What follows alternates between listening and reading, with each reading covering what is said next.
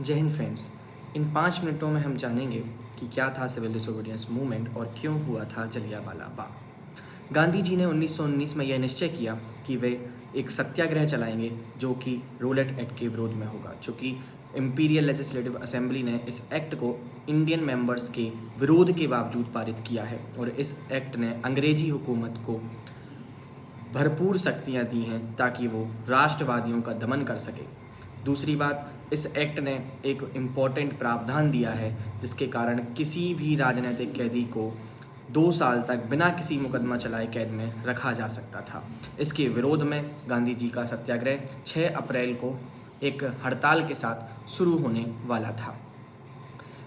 लोगों ने दुकानें बंद कर दी, रेलवे वर्कशॉप्स में हड़तालें चालू हो गई, लेकिन जब इस सभी से चिंतित होकर कि कम्युनिकेशन ठप पड़ जाएगा, अंग्रेजी सरकार ने लोगों को सप्रेस करना चालू किया इस अपसर्ज को देखकर कि अब वो कम्युनिकेशन को बंद कर देंगे और फिर अंग्रेजी सरकार का कम्युनिकेशन ठप हो जाएगा, रेलवे बंद हो जाएगा, बैंक्स बंद हो जाएंगे, पोस्ट ऑफिस बंद हो जाएंगे, टेलीग्राफ्स बंद हो जाएंगे। उन्होंने प्रोटेस्टर्स पे एक शांतिपूर्ण जुलूस पर हमला किया और जिसके कारण अपराइजिंग हुई और लोगों ने दुकानें बंद करी और पुलिस के ऊपर अटैक हुए।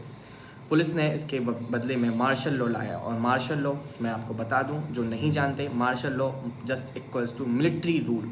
whenever civilian rule is withdrawal, martial law is applied, and in the case military is supreme power, the power of decision in the hands of military। Martial law apply हुआ और martial law में command दी गई general Dyer को।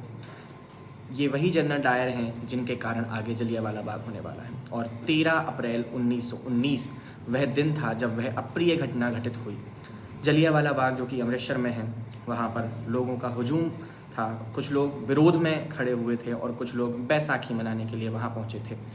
उस पूरे बाग में सिर्फ एक ही एंट्री गेट था, बाकी सब बड़ी बड़ी ऊंची ऊंची दीवारें वहाँ पर खड़ी हुई थी और इन दीवारों से निकलने का रास्ता नहीं था।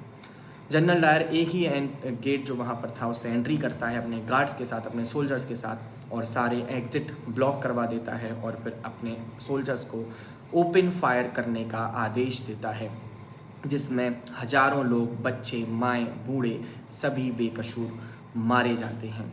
और इस खून की होली में जनरल डायर ये सभी को बताना चाहता था कि अंग्रेजी हुकूमत का आतंक और अंग्रेजी हुकूमत का जो डर है वो लोगों के, सत्याग्रहियों के जहन में बैठ जाना चाहिए। ये उसका उद्देश्य था जो उसने बाद में कबूल किया था।